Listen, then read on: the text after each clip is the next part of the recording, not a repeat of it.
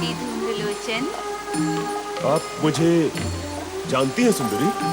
आप जैसे महान असुर को भला कौन नहीं जानता। मुझे तो आश्चर्य इस बात का हो रहा है कि आप यहाँ शुंभ निशुंभ के दूत बनकर क्यों आए हैं। आपके प्रश्न का अभिप्राय क्या है सुंदरी? यही कि आप स्वयं इतने बलशाली हैं कि शुंभ निशुंभ भी आपके दास बनकर रह सकते हैं। किंतु हे अलौकिक सुंदरी, मैं इस समय स्वर्ग विजेता शुंभ निशुंभ का दूत बनकर आपको स्वर्ग ले जाने के लिए आया हूँ। मैंने तो दूत से कहा था कि मैं युद्ध चाहती हूँ और ये संदेश भी दिया था कि जो मुझे युद्ध में पराजित करेगा मैं उसी के साथ विवाह करूंगी। फिर उन्होंने तुम्हें क्यों भेजा है? सुंदरी, मैं तुझे बलपूर्वक उठाकर ले जाने के लिए आया हूँ। तुझ पर विजय पाने के लिए युद्ध की आवश्यकता ही नहीं है।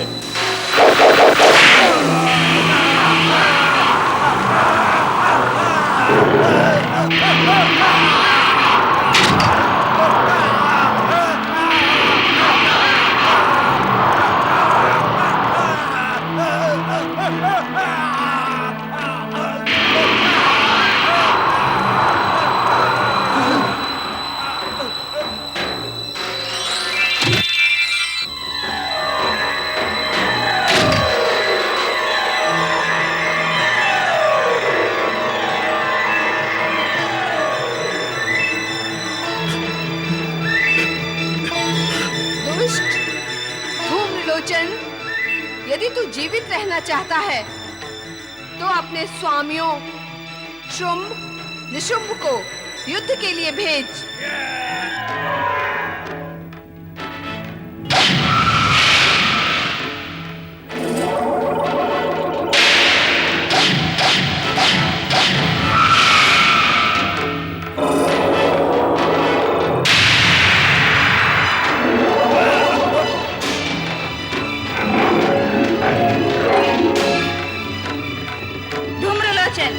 यदि जगदम्बा कालिका के हाथों मरना नहीं चाहता तो तुरंत लौट जा।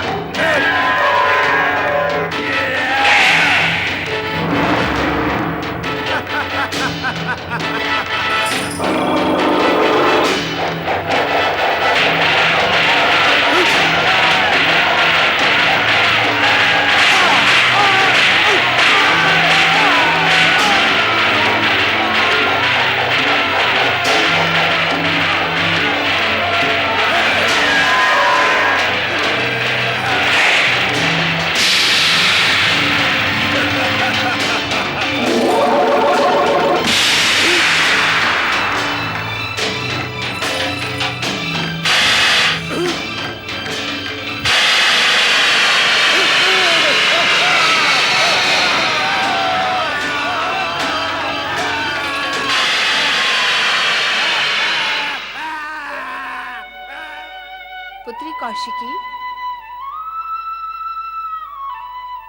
अब अपने महालय में जाकर विश्राम करो। धूम्रलोचन के अंत के साथ असुरों की ओर से नया युद्ध प्रारंभ होगा। आवश्यकता पड़ने पर मैं तुरंत तुम्हारी रक्षा के लिए आ पहुंचूंगी।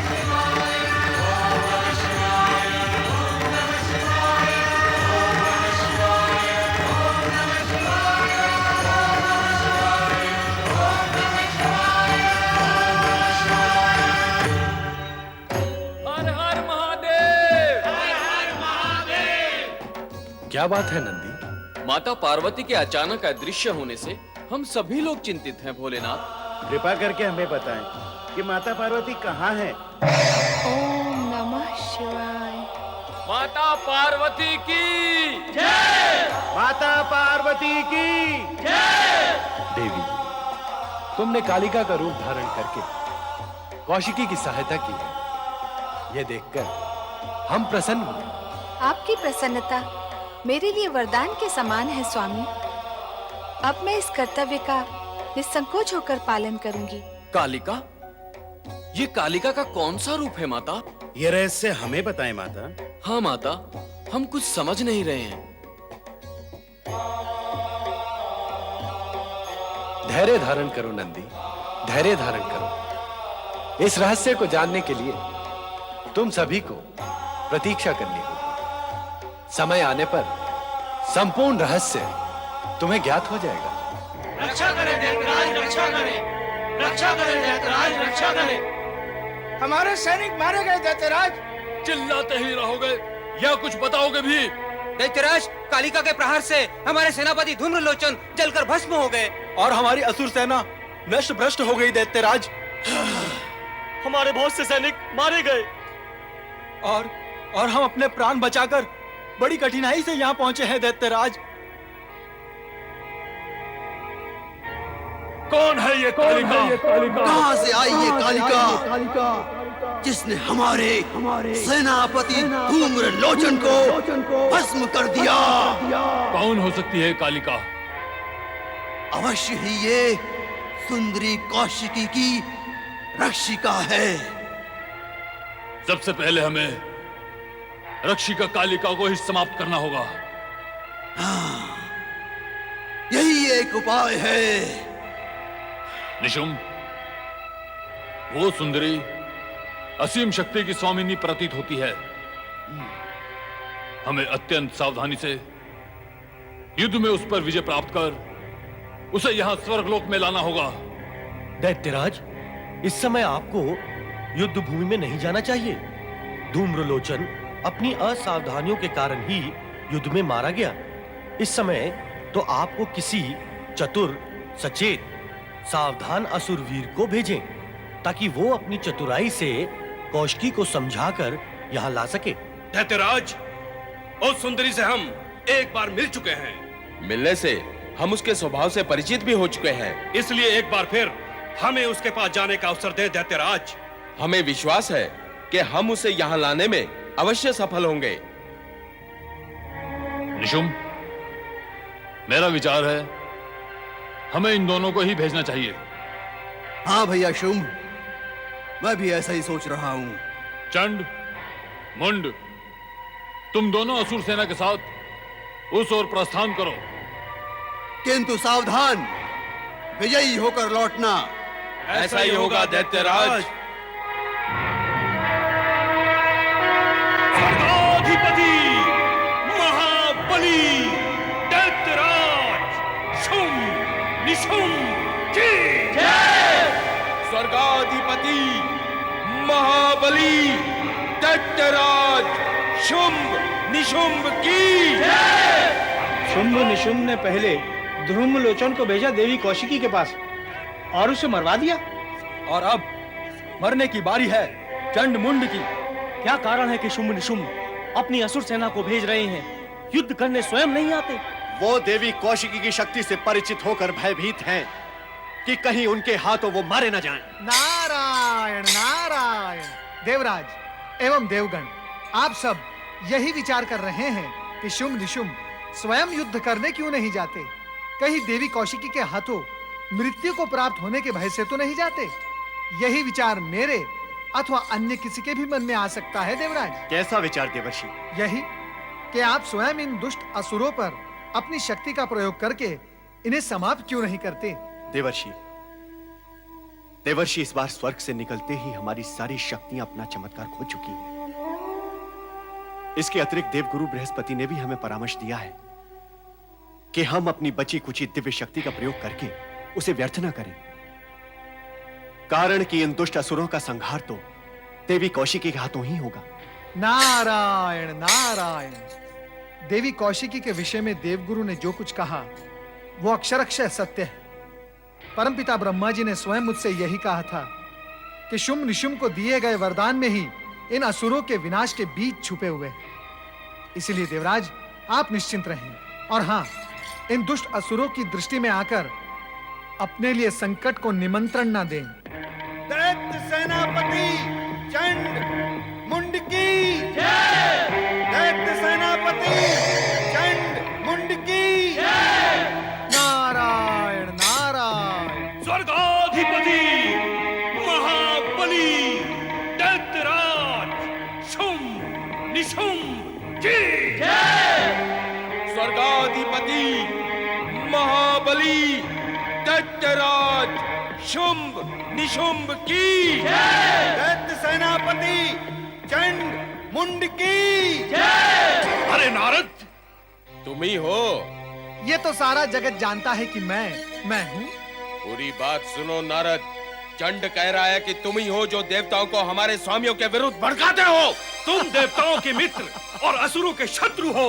होता है, कोई किसी का मित्र तो कोई किसी का शत्रु होता है। जैसे आप बुद्धि के शत्रु और दुष्टता के मित्र होता है। क्या कहा?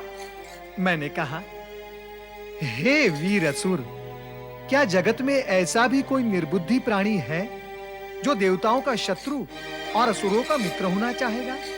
और यदि होगा तो सारा जगत ही उसका शत्रु हो जाएगा। नारायण नारायण। ए नारद, तुम सदा ही बुद्धि में ना आने वाली बातें क्यों करते हो? किंतु किसी बुद्धिमान ने मुझसे ऐसा कभी नहीं कहा। उनकी बुद्धि में मेरी बातें अवश्य आ जाती होगी, है ना? बहुत बोलते हो नारद। मैं केवल बोलता ही नहीं, खोलता भी हूँ। क्या खोलते हो? रहस्य। और इस समय यह रहस्य खोल रहा हूँ कि तुम दोनों का सर्वनाश समीप है। नारद, चित्कार से सत्य को नहीं दबाया जा सकता चंड। मैं तुम दोनों का सर्वनाश अपनी दिव्य दृष्टि से देख रहा हूँ। यदि माता कालिका के हाथों अपनी मृत्यु को प्राप्त नहीं होना चाहते तो जाओ, तुरंत जाकर पाताल लोक में छिप जाओ। क्या कहा? नारायण नारायण। अरे दुष्टों, निर्बुद्धियों, तुम्हारे हित की बात करता हूँ तो भी तुम्हें क्रोध आता है। नारायण नारायण। मैंने तो केवल तुम्हें सावधान किया है कि जिस ओर तुम जा रहे हो उस ओर साक्षात जगत माता, जगत जननी, जगदम्बे आदि शक्ति विराजित हैं। वे सत्पुरुषों की रक्षा और असुरों का विनाश करती हैं। उनकी पुत्री देवी कौशिकी भी इन्हीं गुणों से संपन्न है। वहां तुम्हारी मृत्यु निश्चित है। मां कालिका के सम्मुख तुम अधिक समय नहीं टिक पाओगे दुष्टों। अब मेरी बात बुद्धिमानों के समझ में आती है ना, तुम कैसे समझ पाओगे? नारायण नारायण। और विधि के विधान के आगे तुम क्या करोगे और मैं भी क्या करूं? अब आगे बढ़ो और परिणाम भुगतो। नारायण नारायण।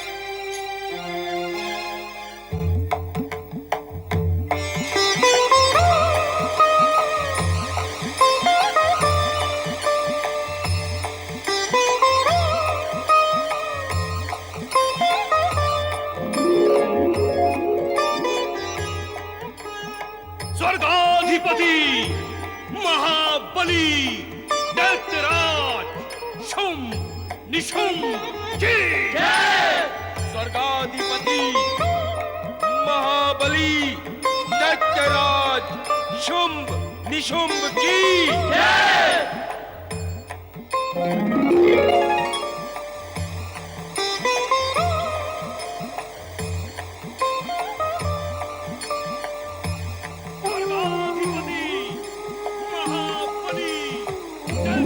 कौशिकी, इस बार उन दुष्टों ने चंड मुंड को भेजा है। मैं चामुंडा का रूप धारण करके उनका वध करूंगी। तुम निश्चिंत रहो। माता, मैं तो तुम्हारी लीला के अधीन हूँ। नारायण नारायण। देवी के दोनों पावन रूपों को नारद का कोटि कोटि प्रणाम। धन्य हुआ मैं, एक ही रूप को दो स्थिति में देखकर मैं धन्य हुआ।